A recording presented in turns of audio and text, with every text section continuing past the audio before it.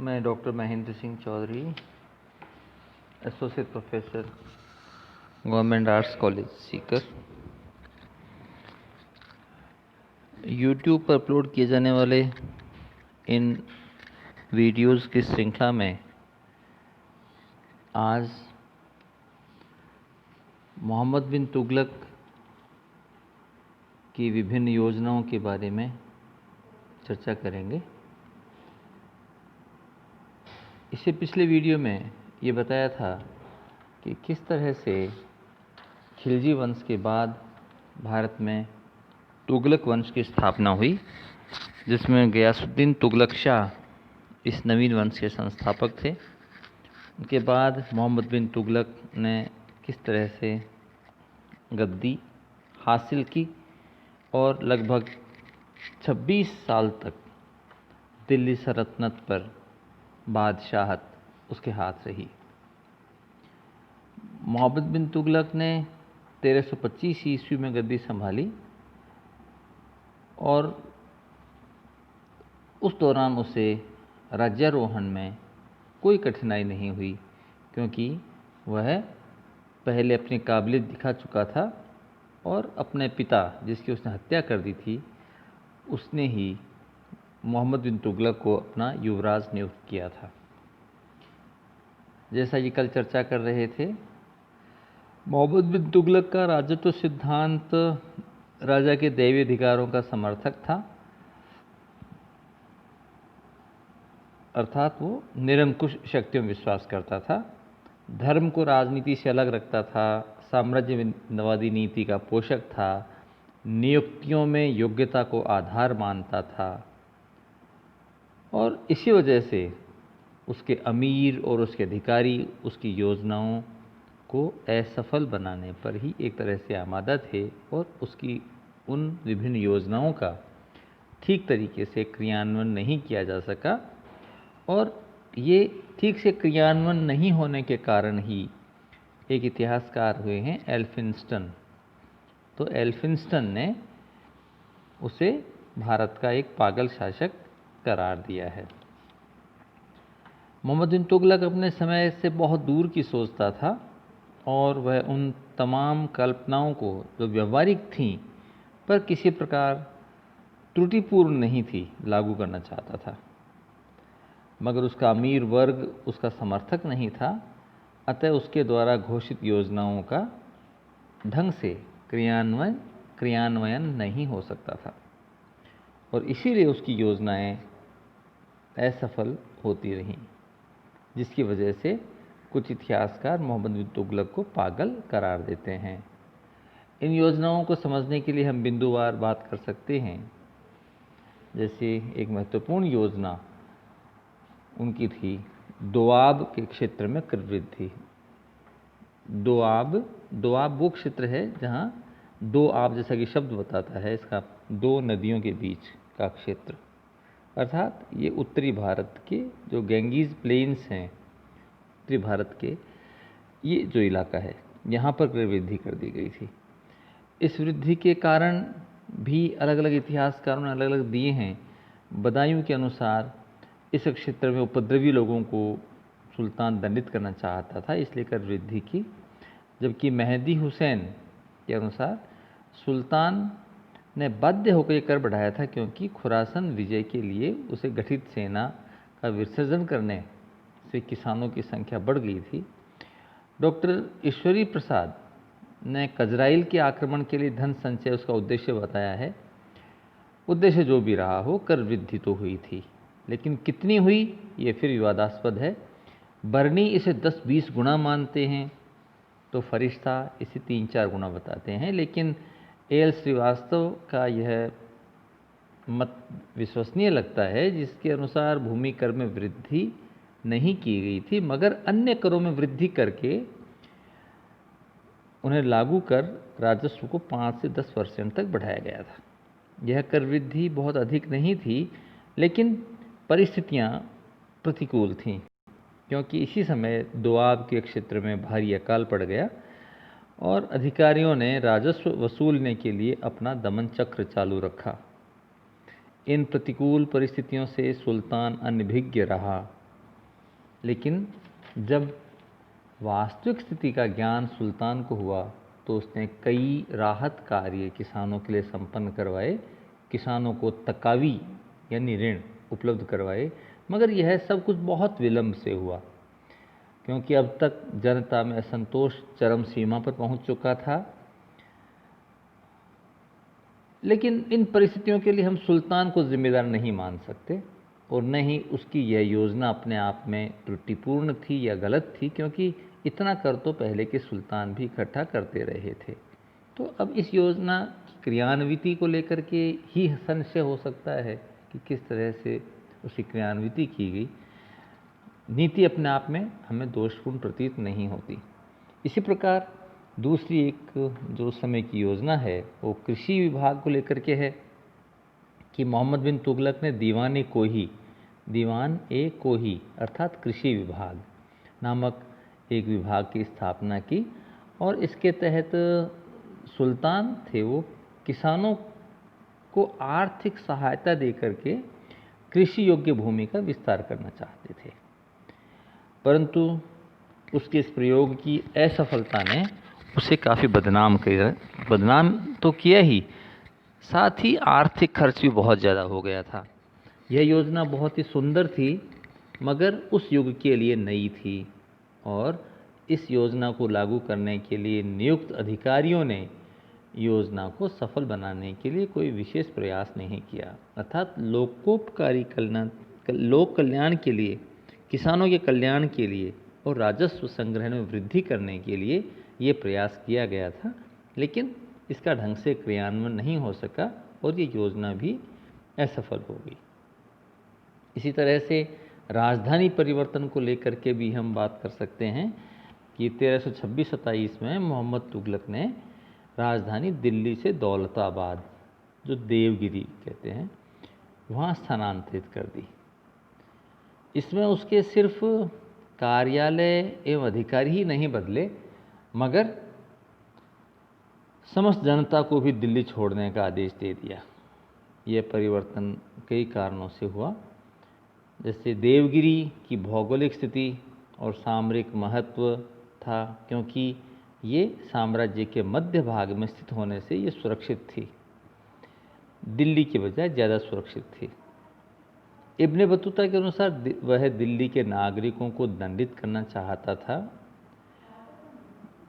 इसी तरह से जो मंगोल आक्रमण थे वो जो उत्तर पश्चिम से हो रहे थे, वहाँ से दिल्ली नज़दीक पड़ती थी, तो इनसे सुरक्षा पाने के लिए और दक्षिणी भारत में मुस्लिम संस्कृति का विस्तार करने के लिए, तो विभिन्न तरह के इस तरह के उद्देश्य थे। इनसे प्रेरित होकर के सुल्तान ने राजधानी परिवर्तन किया और बर्नी ने लिखा है कि समस्त दिल्ली उजड़ गई, अर्थात जो गौरव जो दिल्ली को मिल रहा था खत्म हो गया। रास्ते में जब ये राजधानी परिवर्तन हो रही थी उस दौरान जनता की राहत के लिए कई इंतज़ाम किए गए थे, लेकिन जनता संतुष्ट ही रही, संतुष्ट नहीं हो सकी। इसलिए सुल्तान ने दिल्ली वासियों को वापस जाने की अनुमति दे दी।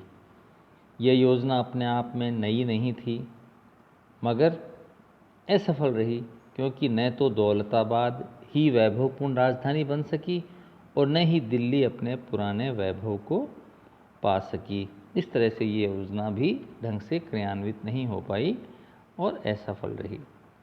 सांकेतिक मुद्रा का प्रचलन भी इसी समय हमें देखने को मिलता है।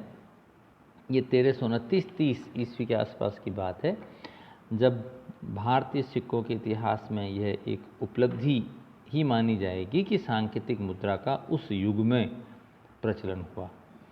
इसे चलाने के कई उद्देश्य थे, जैसे अकाल वगैरह से राजकोष रिक्त हो गया था, उसे भरना चाह रहे थे।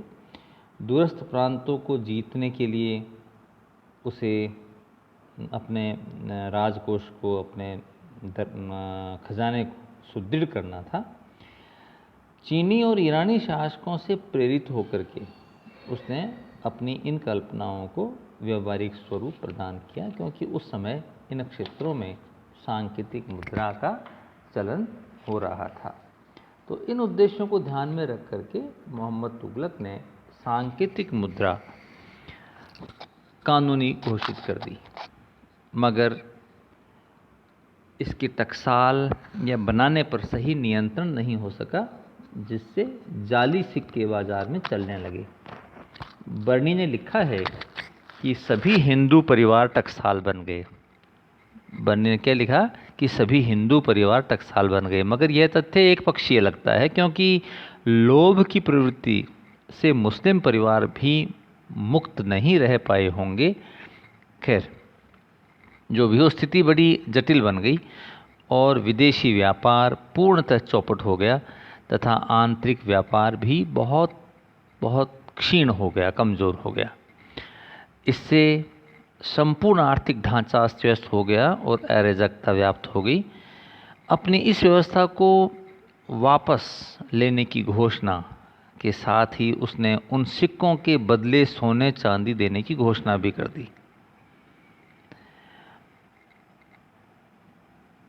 तो इस घोषणा का लोगों ने अनुचित लाभ उठाया और लोग जाली सिक्कों के बदले में सोना चांदी ले गए और राजकोष पर घोर आर्थिक संकट आ गया।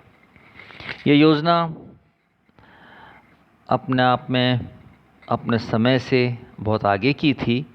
इस योजना की असफलता के संबंध में एल श्रीवास्तव, जो इतिहासकार हैं मध्यकाल पर, उन्होंने लिखा है कि वास्तव में सुल्तान गैर सरकारी व्यक्तियों द्वारा जाली सिक्के बनाने तथा बाजार में उनके प्रचलन को रोकने में सफल न हो सका और इसीलिए भयंकर निराशा का सामना करना पड़ा। ये इतिहासकार के शब्द हैं, जिसमें उन्होंने स्पष्ट किया कि किस तरह से सुल्तान की ये योजना असफल हुई। दूसरा कारण अमीरों और अधिकारियों से राय न लेना, इससे नाराज होकर के उनका इस दिशा में असहयोग रहा और ये योजना भी असफल होने के कगार पर पहुंच गई। इसी तरह से एक दूसरी बड़ी योजना थी उस समय की, वो थी खुरासन विजय का अभियान थी। तो मोहम्मद तुगलक, जैसा कि पहले बताया था, वो साम्राज्यवादी था, महत्वाकांक्षी था, अतः खुरासन प्रांत में व्याप्त अव्यवस्था का लाभ लेना चाहता था, क्योंकि वहाँ भी अस्थिरता थी। और उसने फटाफट लगभग 4.25 लाख सैनिकों की सेना का गठन किया। 3,70,000 के आसपास सैनिकों की सेना थी और उन्हें 1 साल की तनख्वाह भी पेश की दे दी, एडवांस में दे दी।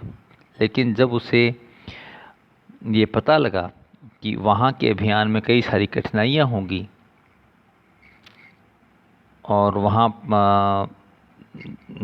जब ये तैयारी में थे, उस दौरान खुरासन की आंतरिक स्थितियाँ बदल चुकी थीं और वहाँ अस्थिरता समाप्त हो चुकी थी, वहाँ शांति कायम हो गई थी। तो मोहम्मद बिन तुगलक ने जो खुरासन विजय का अभियान बनाया था, वो इतना सारा खर्चा करने के बाद में, इतनी विशाल सेना संगठित करने के बाद में, बदली हुई राजनीतिक परिस्थितियों के मद्देनज़र उसने अपनी इस योजना को स्थगित कर दिया और सेना को विसर्जित कर दिया। इस सेना के गठन से जो राजकोष था वो खाली हो गया और साथ ही सुल्तान की इज़्ज़त को भी नुकसान पहुंचा।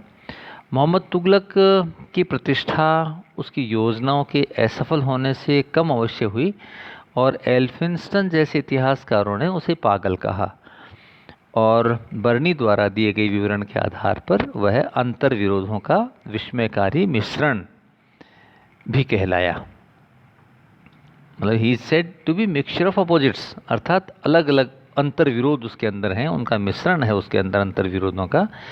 एल श्रीवास्तव के शब्दों में ही अगर हम बात करें तो उनका कहना है कि यह सत्य है कि एक ओर उसके मस्तिष्क तथा हृदय में ऊंचे गुण थे, दूसरी तरफ उसके स्वभाव में पागलपन की उड़ान, अव्यावहारिकता, अधीरता, कठोरता और क्रूरता दृष्टिगोचर होती है, पर वह वास्तव में पागल नहीं था।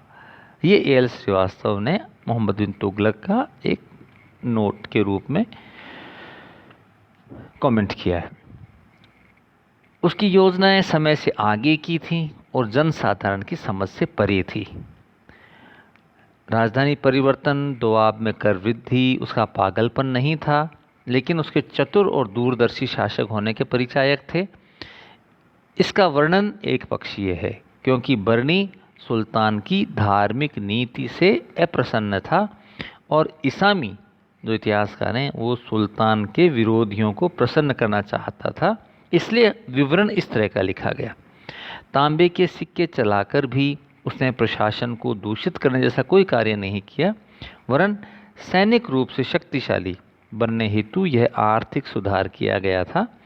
बर्नी ने खुरासन योजना को भी एक भूल माना है, लेकिन खुरासन की तात्कालिक जो आंतरिक स्थिति थी उसको देख करके कोई भी शासक आक्रमण की योजना बना सकता था, लेकिन जैसे ही उसकी स्थितियां बदली तो उसने अपनी योजना बदल दी, इसलिए उसकी योजना अव्यवहारिक नहीं थी।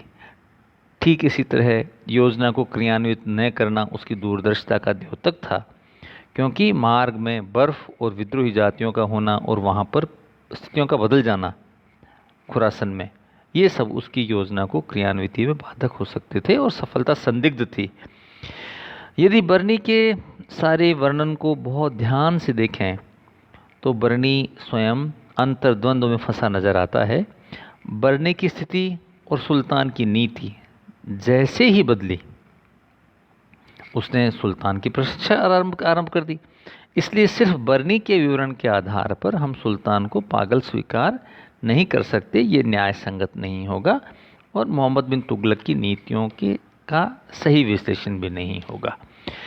अलाउद्दीन मोहम्मद बिन तुगलक की इन योजनाओं के मद्देनज़र ही हम उसकी उपलब्धियों की चर्चा कर सकते हैं, उसकी उपलब्धियों के बारे में हम राय बना सकते हैं। मोहम्मद बिन तुगलक निश्चित रूप से समय से आगे की सोच वाला था, विजनरी शासक था जिसने दूरगामी योजनाओं को लागू करने का प्रयास किया, हालांकि वो योजनाएं असफल रहीं। Thank you.